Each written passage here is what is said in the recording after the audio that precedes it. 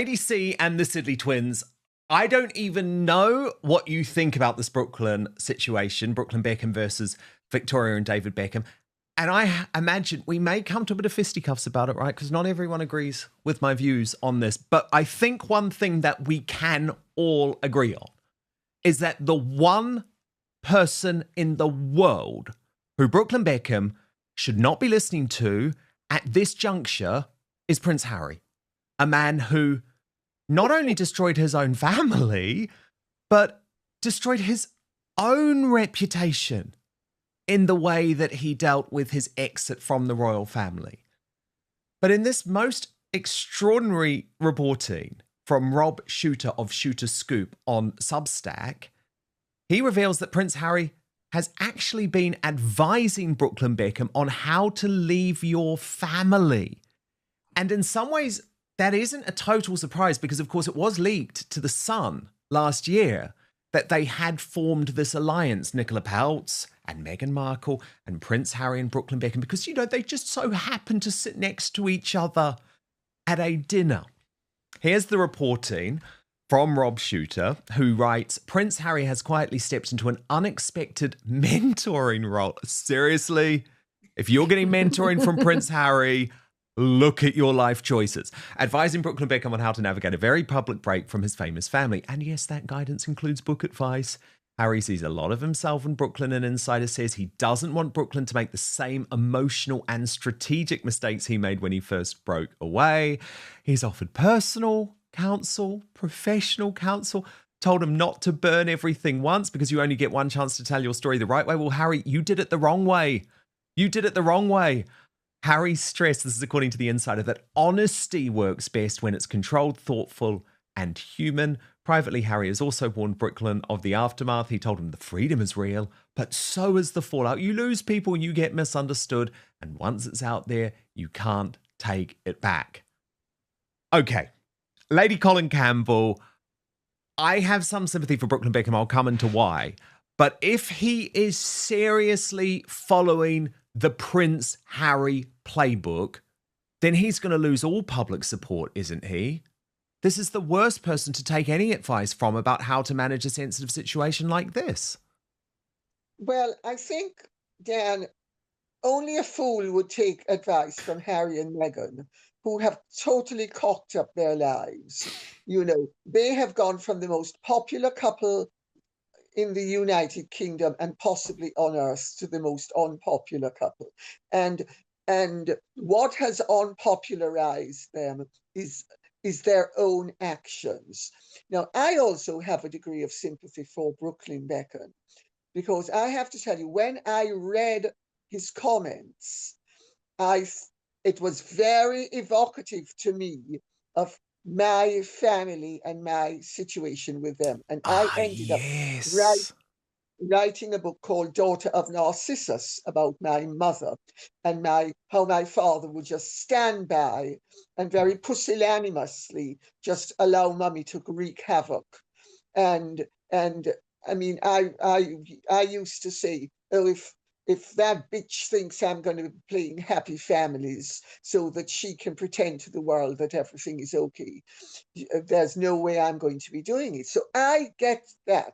And I actually have always thought, I've only met Victoria and David Beckham, so I don't really know them.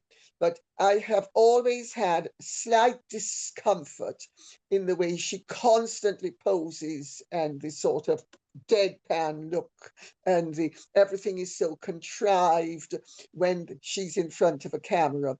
I found it discomforting, and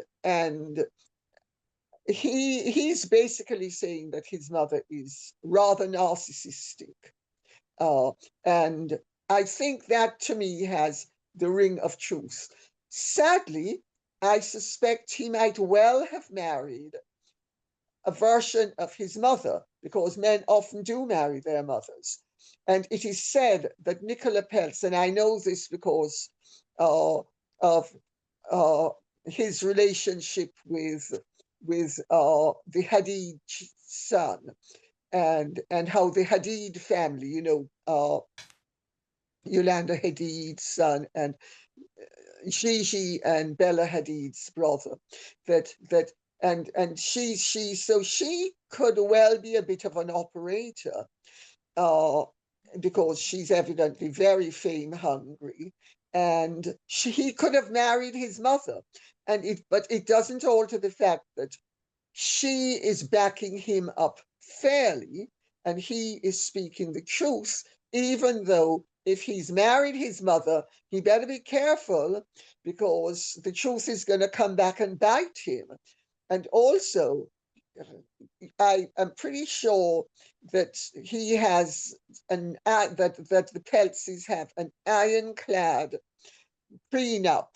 And what happens if he falls out with his family totally, and then falls out and with the Peltses? Which I think is And inevitable, so, actually. well, I wouldn't be surprised. So that's my take on it. I think he's most likely speaking the truth, and I think there's merit. But I also think that he might have found that he's caught between the devil and the deep blue sea, because he's married. I mean, I think that's a very fair and nuanced position. I really do. Because the thing is, Sidley's, like, I'm not getting away from the fact that Brooklyn Beckham is probably the world's biggest Nepo baby. I'm not taking away from that. But where I don't think there is a comparison between the royal family and the Beckhams is that King Charles and Camilla and Prince William and Catherine, the Princess of Wales, who, you know, are the evil figures in the story of Prince Harry and Meghan, they didn't act like the Beckhams. They didn't try and sell out Harry and Meghan like the Beckhams have tried to sell out their children at certain points. So I do understand that there are some parallels, but I think the comparison falls down. Where do you stand on this? Well, I mean, first of all, Prince Harry mentoring Brooklyn Beckham, Peltz Beckham, on a relationship is like the Saudi government mentoring the world on gay marriage. I mean, it's ridiculous. Harry needs to just keep his mouth shut. We do not need any mentorship or advising from Prince Harry. He's a doofus.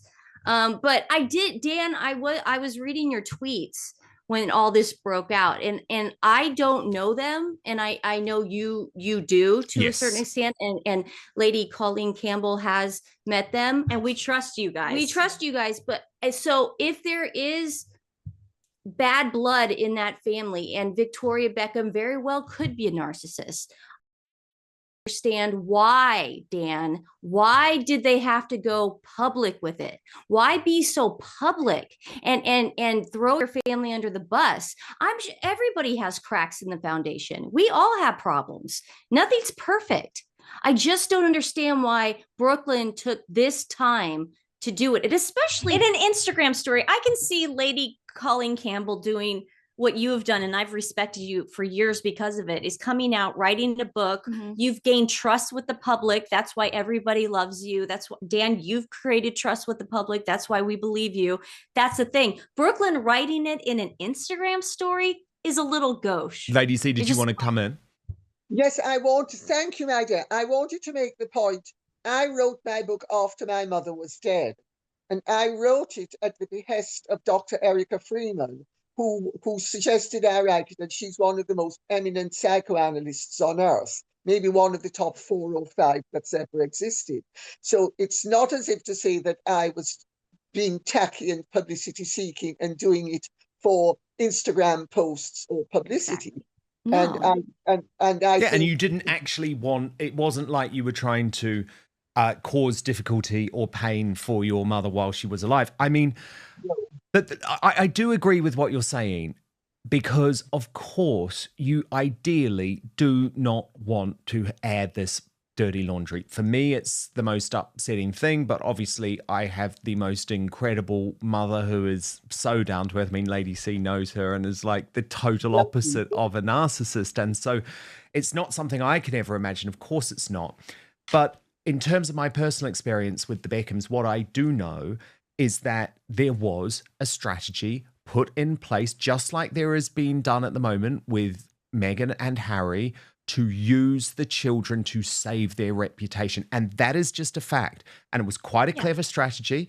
it was Simon Fuller who came up with it. You might remember Simon Fuller. He was the guy who sort of turned this, he didn't create the Spice Girls, but he turned them into a global sensation.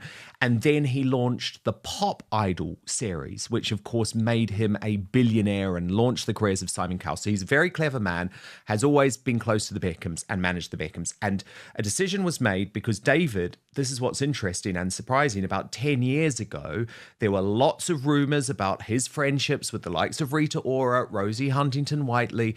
Victoria Beckham was very happy. There were huge strains in the marriage. And he did not want Victoria sharing the children on social media whatsoever. So he was sort of like in the Prince Harry position at the moment. Yeah. But they knew that they had to do something to turn around the publicity. And so a conscious decision was made after a succession of negative headlines about their marriage and about David's behavior that, and remember, there were the Becky Leaks emails, which were appalling. And, you know, he swore at the, you know, honours committee and attacked Catherine Jenkins, the British opera singer, because she'd previously admitted to using drugs, and said how terrible it was that his UNICEF charity wasn't intending to fly him on private jet and that he didn't want to spend any of his own money. I mean, these emails were really devastating for him. So a PR decision was made. That PR decision was made to become the British Kardashians, to create a family brand. And they started sharing everything from that point onwards. So they shared cards that the children would write to their parents on big moments. And that's the issue that I have. And it's the reason that I have sympathy for what Brooklyn said, because he absolutely was a commodity at that point. And I think it's a really horrible thing. Of course it was, because it did penetrate the States. I mean, we heard rumblings that there were problems in their marriage. And they were. But not to the effect that you just described. All we got was, oh, the happy Beckhams. So yeah, they did a great job at the PR. It's awesome. During the late Queen's funeral, Americans were in awe of him because he stood in the queue. And that was a big deal for all of us because we were watching on TV. And it was a great thing. And that was the best of the Beckhams. And this is the thing. I don't want to make out, Lady C, that I just hate everything the Beckhams do. You know, I watched both of their most recent Netflix series. I think that they were very cleverly done. I do believe David Beckham is a patriot who loves the British royal family, and I think he absolutely did the right thing when he stood in that queue. Because remember, Lady C, the vile British TV presenters Holly Willoughby and Philip Schofield had skipped the queue and then tried to lie about it. So this isn't just about me saying, oh, the Beckhams are terrible people, but I just think there are consequences if you turn your family into a brand. Well, I'm not saying they're terrible people. I'm just saying that what Brooklyn Beckham posted, I mean, I could have written it myself. You know, I was totally identifying with the fact that you know, let's put it this way, where you have very vain parents or a very vain parent, and they are very aware of how they appear to people, they will use their spouses, their children. And I mean, we see actually a version of it happening in Montecito at the moment with Harry and Meghan. And I mean, Meghan is the proponent. Well, whoever was the proponent in the Beckham thing, the fact of the matter is they all went along with it. And, you know, you live by the sword, you die by the sword. They have lived by publicity. They have lived by image. And now he is basically saying that my parents are briefing against me and my wife, and I don't like it. 100%. And look, this is what we're now getting out of Montecito. You know, the children. Oh, this video was filmed by Lily. Lady C. Oh, here's Doria in the pool. We're all fine. We're all happy. I mean, it's starting to happen. They are starting to do it, Lady C. Oh, incidentally, Dan, Doria is back living and working full time in LA. Let's start with the jaw dropper. Prince Harry mentoring Brooklyn Beckham on relationships is being compared to authoritarian regimes lecturing the world on human rights, and honestly, that comparison lands because credibility matters. Harry didn't just walk away from his family, he detonated it publicly, commercially, and repeatedly. This is a man whose own exit strategy became a masterclass in what not to do: scorched earth interviews, tell-all books, Netflix specials, and endless grievance monetization. So the idea that this is the person quietly advising someone else on family conflict isn't just ironic, it's alarming. The underlying implication here is brutal. Harry now sees himself not as a cautionary tale, but as an authority. According to reporting from Rob Shooter, Harry has allegedly been offering Brooklyn Beckham advice on how to leave your family the right way. Let that sink in.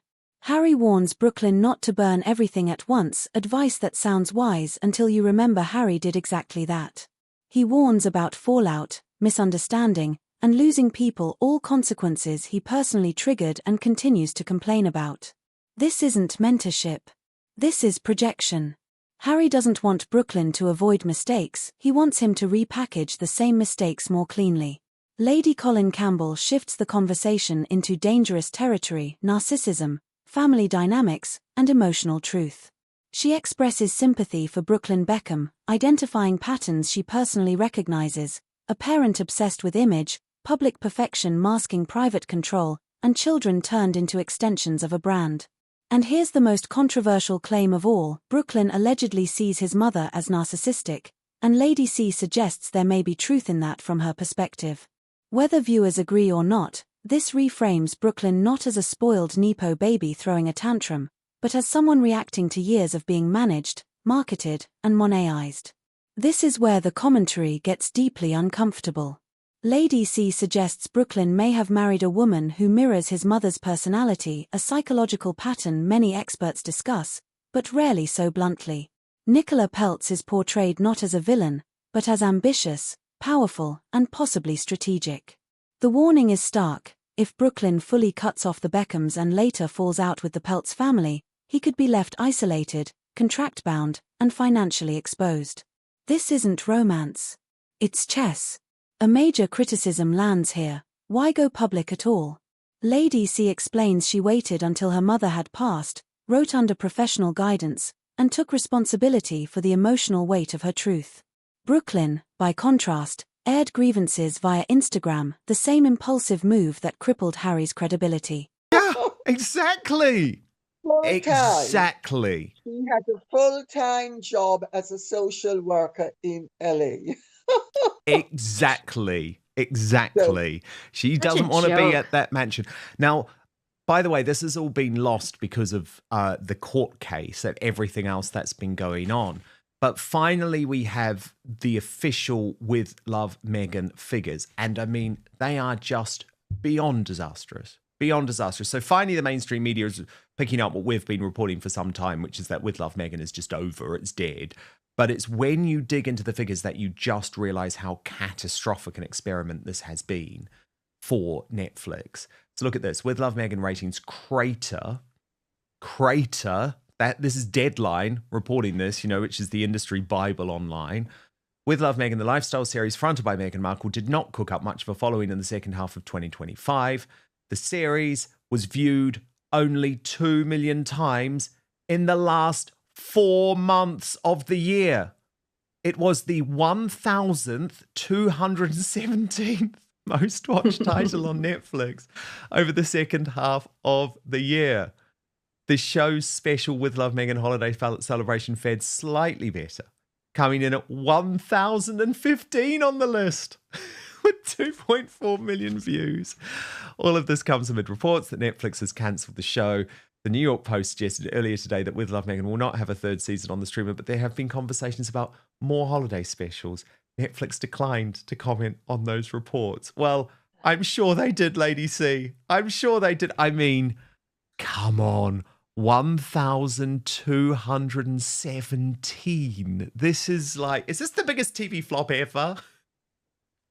One to left eye.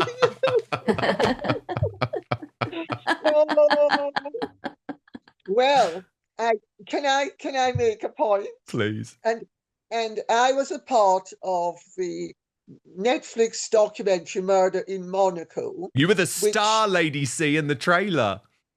Thank you, darling. Well, do you know it at one point, I know it went up to number 4. It was number 4 in the documentary ratings. So I don't know if it went any higher than that. But I just make the point that I'm no big cheese. No, but she didn't make any top 10 list. She didn't make any top 10 list in any country in the world. She didn't even make the top 1,000. I mean, let's do 110 left eye. Come on. I mean, Sidley's all of us 110 left eye. What I loved about the briefing, Sidley's, is that it was like, oh, she wants all of these, she is pitching these new specials, but one of them's Valentine's Day. It's like, well, that ain't happening. That's not happening. Valentine's Day is like a couple of weeks away. Well, first of all, we need to set the record straight. There was never a second season. No. I don't know where anyone's getting that. This entire thing was filmed in the spring of 2024. That is a fact. Including the holiday episode, by the way. Including the holiday episode. Exactly. And Netflix took it and they said, what the heck are we going to do with this? Because there were no pickup shots. They didn't take constructive. If there had been a second season, Netflix would have taken what everybody was saying and saying, we need to fix this a little bit. She's acting like a raving lunatic and we need to dial her back a couple notches. But it was all filmed in the spring of 2024. And that was it. They fulfilled what they said they were going to do with her. They gave her every opportunity. And that's the end of it. It's over. I think she's had too many chances with Netflix. Yes. Like, it's just like, do you like that expression? It's like you put a police officer behind someone for 500 miles, they're eventually going to get a ticket. It's like Megan's mileage program at Netflix has expired. Yeah. They're done with her. They want nothing to do with her. It's like, put her behind bars, let her go. Let her go. Like, it's done. But that's what makes her so dangerous. Don't you guys think that? Doesn't that make her a little dangerous now? Because 100%, because Lady C, I mean, this is now true desperation that's coming. True desperation is coming. And I agree that is dangerous. Do you? Yeah. Oh, without a doubt. And I mean, not only in terms of their lack of a career and their financial difficulties, but can you imagine if Harry loses substantially the Associated Newspapers part of his part of the case? He's looking at millions of pounds that he has to pay not only Associated Newspapers, but David Sherborne and his lawyers and his legal team. To add to the fact that Meghan and Harry are and money's so tight with them at the moment that they have had to get rid of all of their expensive senior staff. She's back with Sunshine Sachs, which she could afford on her $50,000 per episode. So, I mean, Sunshine Sachs at this juncture is not going to be very, it's not going to be Harry and Meghan aren't going to be a lucrative part of their clientele, but she needs somebody. And I mean, everywhere you look, it's devastation. They failed at everything. And as soon as trouble comes in and poverty comes in through the door, love goes out the window. And I'm sure we all know that the relationship is extremely troubled, extremely volatile, and under tremendous pressure, especially as a result of Meghan having promised Harry that she would be able to turn them from the most popular royal couple on earth into the most celebrated royal couple in the whole of the world and make them billions. Billions. And it's not happening. Billions. It's not happening. No, it's not. It's really not. Look, I did want to speak about Catherine and William because they had such a lovely visit to Scotland, and the images coming out of Scotland were just beautiful. Of course, this was very much a purposeful strategy for William and Catherine to keep calm and carry on. As Harry caused havoc in London, they made sure that just like King Charles and Camilla, they were nowhere near the battle site. And there were some sweet moments like this of Catherine. Look at the way that she just runs over to a member of the crowd.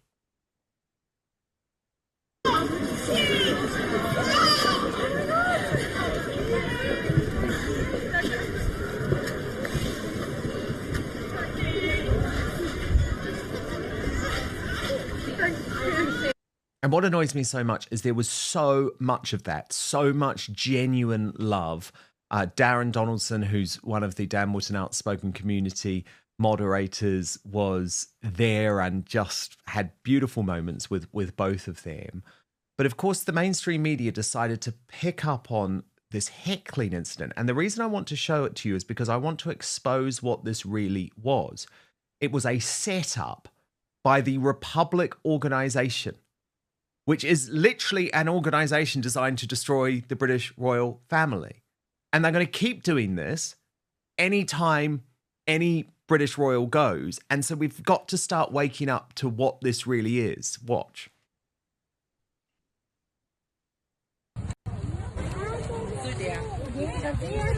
How long have you known about Andrew and Epstein? How long have you known about Andrew and Epstein? Have you been covering up for Andrew? Go away, man. Go away. That's enough. There's children here, right? Police officer, right? You carry on, you can be arrested for breach of peace. Okay. Now, of course, ladies, see, we live in a free society, right? Like free speech all the way. But what just annoys me is the way that the mainstream media are like, Catherine and William heckled as if there was some type of big turnout. And actually, Lady C, just like with King Charles last year, one activist working on behalf of Republic. That was it. Well, the whole thing is imbalanced, isn't it? But they would like to present it as if they are being balanced. In fact, they're not. What they are doing is they are propagandizing Yes. a false narrative, which is that, and presenting a false scenario, because of course every royal visit is announced, so everybody knows where it's going to be. And so when you have Republic coming and it's one or two people, but this Dan is how always activists undermine established orders. I mean, there's nothing unique about it. No.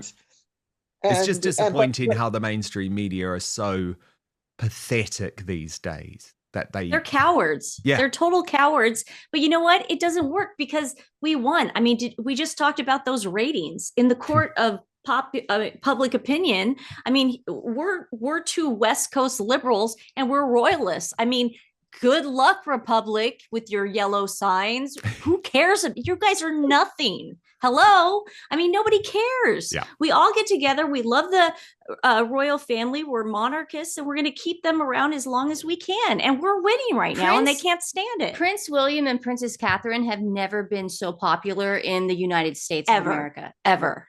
So ever. Well, look, So I good adore luck. Keep you going. all. I adore this collaboration, bringing the Sidley Twins, Lady Colin Campbell together for this special live episode of Outspoken. Thank you, thank you, thank you. The message is clear.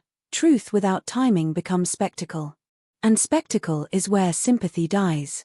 This may be the most explosive revelation. According to Dan's commentary, a deliberate PR strategy was implemented years ago to save the Beckham brand, turning the family into content, sharing intimate moments, and selling unity after damaging scandals. Brooklyn wasn't just a son. He was a PR asset. This doesn't make the Beckhams monsters, but it does raise an uncomfortable truth. When you turn your family into a brand, you can't be shocked when one member rebels publicly. Here's where the parallel becomes unavoidable. Children subtly appearing in videos. Family moments strategically released. Optics over privacy. What the Beckhams did years ago, Harry and Meghan now appear to be doing in Montecito, managing perception through controlled intimacy. The irony. Harry once condemned this exact behavior. The numbers don't lie. With love, Meghan didn't just underperform, it collapsed. Ranked outside the top 1,000 titles, no top 10 placements, and allegedly no future seasons. This wasn't a slow fade. It was a flatline. Netflix fulfilled its obligation, aired everything already filmed, and quietly moved on. The desperation now isn't theoretical, it's financial, reputational, and strategic. Lady C makes a chilling observation: desperation makes people reckless. Legal bills mounting. Staff being CUT'd at PR firms rehired out of necessity, not strength. If Harry loses his court case, the financial consequences could be catastrophic, and pressure like that doesn't strengthen relationships. It fractures them. While Harry dominates headlines with chaos, William and Catherine do the unthinkable: they show up, smile, and stay silent. Attempts to heckle them collapse under scrutiny, exposed as fringe activism amplified by a media desperate for conflict. And here's the uncomfortable truth critics hate: William and Catherine have never been more popular, especially in the United States. Silence, consistency, and stability are winning. Now I want to hear from you. Do you think Prince Harry has any credibility left to mentor anyone? Was Brooklyn Beckham brave for speaking out, or reckless? Are Harry and Meghan repeating the same PR mistakes they once condemned? And is Netflix officially done with Meghan Markle? Drop your thoughts in the comments, I read them all. If you agree with this breakdown, hit like so more people see it. If you disagree, comment anyway, debate fuels truth. And if you're tired of media spin and want unfiltered royal commentary, subscribe, turn on the bell, and stay informed. Because this story isn't over, it's just entering its most dangerous chapter.